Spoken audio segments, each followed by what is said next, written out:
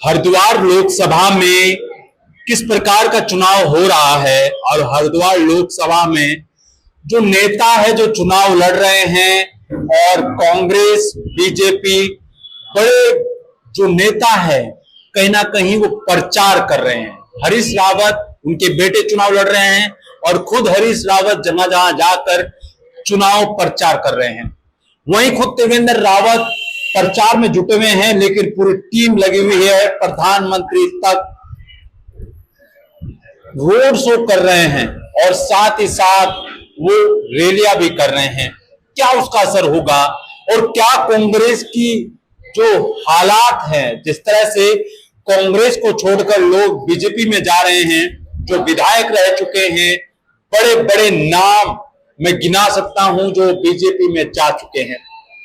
मेरे साथ में राकेश गौड़ जी हैं जो रुड़की में एक नाम है उनका और कांग्रेसी है, और कांग्रेस में कितना टाइम उनको हुआ है और पार्टियों कैसे वो देखते हैं। आपसे एक सवाल है सर कि आपको तो काफी टाइम हो गया होगा कांग्रेस में, लेकिन बीजेपी में जो बड़े नेता जा रहे हैं, बड़े चेहरे जा रहे हैं, क्या मानते हैं क्यों जा रहे हैं वो लोग बीजेपी में? एक्चुअली ऐसा है, उन्हें मलाई खाने की आदत है। मैंने अपनी आंखों से देखा है कुछ नेताओं को जिन्होंने हरीश रावत के नाम पे बहुत पैसा लगाया। अब वो हरीश रावत की नैया कुछ डूबती दिखाई दे रही है उन्हें, जबकि डूब नहीं रही, पूरे दिखाई दे रही है और मलाई दिखाई दे रही है भाजपा में।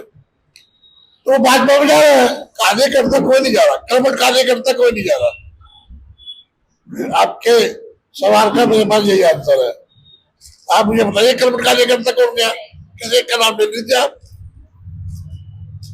यानी कि आपका कहना यह है जो बड़े नेता जा रहे हैं, सिर्फ नेता बीजेपी में जा रहे हैं, ना कि उनके कार्यकर्ता जो वोटर है वो नहीं जा रहा है। वो नहीं जा रहा। और नेता भी वो जा रहे हैं जिन्हें मलाई खाने की आदत है, जिन्हें रावत जी ने मंत्री बनाया, वो एसडी बनाया, एमएलए के चुनाव लड़ाए, वो जा रहे। क्या आपके मुझे बताओ जो कर्मठ वो व्यक्ति है, हरीश रावत जी से कर्मठता से जुड़ा हुआ है, उनमें से एक भी नहीं गया, कर्मठ जाएगा क्यों जाएगा? हमें तो पता है आप चुनाव जीत रहे हैं।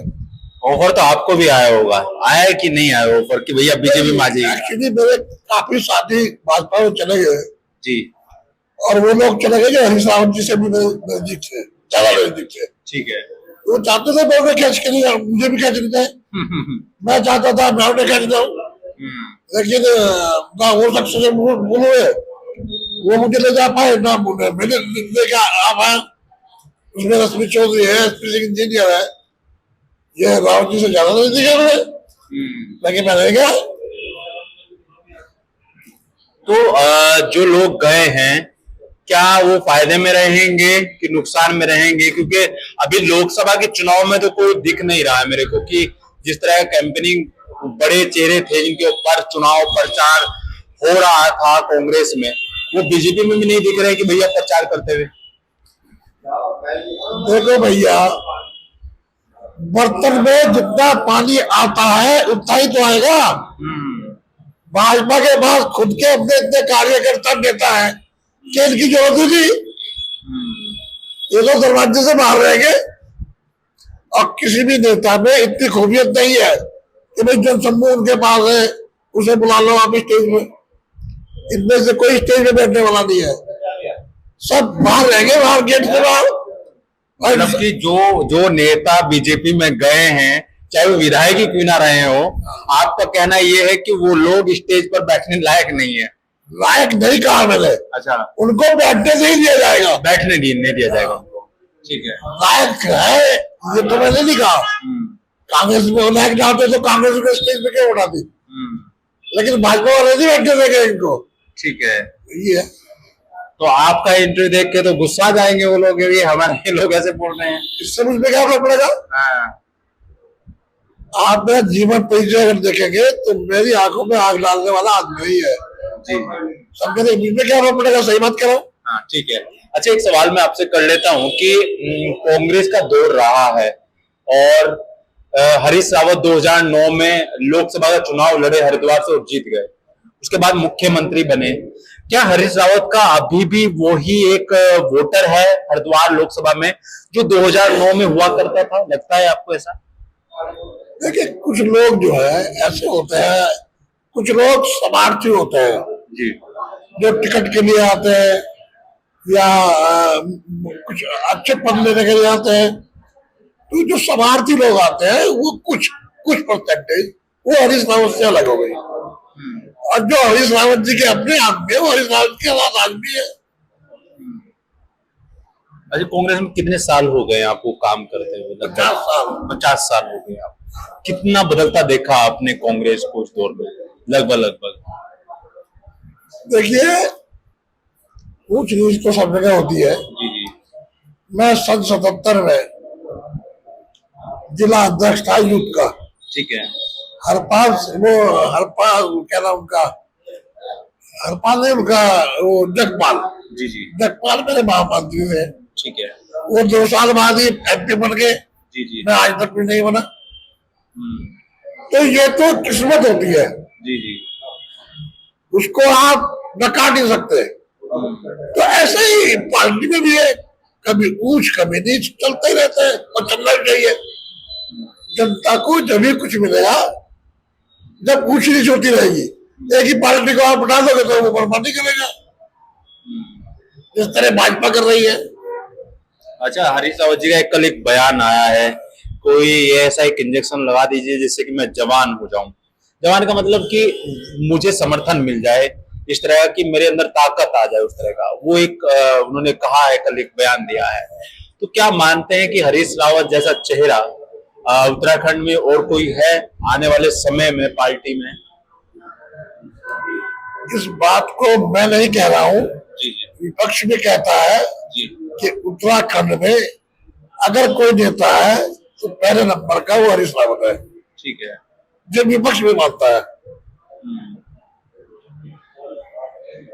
अच्छा, प्रधानमंत्री मोदी जी के बारे में कुछ कहेंगे आप? जिस तरह से वो बोलते हैं और कैंपेनिंग करते हैं और जब रैलियां करते हैं, तो और जिस तरह की चीजें वो कहते हैं, चाहे रोजगार के ऊपर उन्होंने कहा है या फिर तमाम चीजों के बारे में, विदेश दौरे के बारे में बोला है, आप उनके बारे में क्या सोचते हैं? देखो, हमारे देश के वो प्रधानमंत्री है जी। उनके लिए कुछ भी कहना उचित नहीं होगा। ये तो जनता सोच रही है वो क्या है क्या नहीं है, ना उनके लिए कुछ कहूँ अच्छी बात नहीं है। अच्छा, हरीश रावत जी के बेटे को टिकट मिला है, कितने खुश है कांग्रेसी कार्यकर्ता कि वीरेंद्र रावत जी क्या लोकसभा सीट ये निकाल पाएंगे कि नहीं निकाल पाएंगे? देखिए, हरीश रावत जी उम्र के हिसाब से भी ये चाहते हैं कि मैं संगठन में रहूं और पार्टी की सेवा करूं। ठीक है। और उनका तो उत्तराधिकारी जो है वो बेटा ही होगा। सब लोगों ने अपने बेटे को टिकट दिलाया है, इन्होंने भी अपने बेटे को प्रयास किया। उस प्रयास ने हाईकमान ने माना कि वीरेंद्र रावत इस योग्य है, इसलिए उनको टिकट मिला। एक लास्ट अंतिम सवाल आपसे हम कर लेते हैं। आप रुड़की विधानसभा क्षेत्र है और ज्यादातर इस लोकसभा में 14 विधानसभा है, 14 विधानसभा में ज्यादातर जो कांग्रेस के ही विधायक है। क्या इसका फायदा कांग्रेस को मिलेगा कि नहीं मिलेगा हरिद्वार लोकसभा में? देखिए, मैं आपको एक आंकड़ा दे देता हूँ, दे दीजिएगा। जिससे हमारा कैंडिडेट 101% जीत रहा है। ठीक है। हमारे 3 विधायक है। ठीक है। जो अनुसूचित जाति के हैं। अनुसूचित जाति के तीनों विधायक इसलिए बने कि अनुसूचित जाति जो है वो कांग्रेस का समर्थन कर रही है। ठीक है। पूरे उत्तराखंड में अनुसूचित जाति कांग्रेस को समर्थन करेगी। मैं अब भी कॉन्स्टिट्यूएंसी की बात कर रहा हूँ, अनुसूचित जाति जितनी भी है वो वीरेंद्र रावत को समर्थन कर रही है। अल्पसंख्यक जो लोग हैं वो पहले से ही कांग्रेस को समर्थन करते आ रहे हैं। तो मतलब आपके 20% लोग जो है अदर जाति, जिन्होंने 2 टर्म से भाजपा को समर्थन किया है, वो कांग्रेस को समर्थन कर रहे हैं। ऐसी स्थिति में मेरा कैंडिडेट नहीं जीतेगा, ये मैं कैसे मान लूं? मतलब आपने जो समीकरण लगाए हैं उसकी वजह, उसके हिसाब से ये सीट निकल सकती है। 101% जीतेगा। ठीक है, और लोगों से भी हम चर्चा करेंगे और इनसे दोबारा मुलाकात होगी, तब और बहुत सारे सवाल हमारे होंगे, निशंक जी को लेकर, त्रिवेंद्र रावत जी को लेकर बहुत सारे सवाल रहेंगे, उस पर भी हम बात करेंगे। आप देखते रहिए समाचार इंडिया।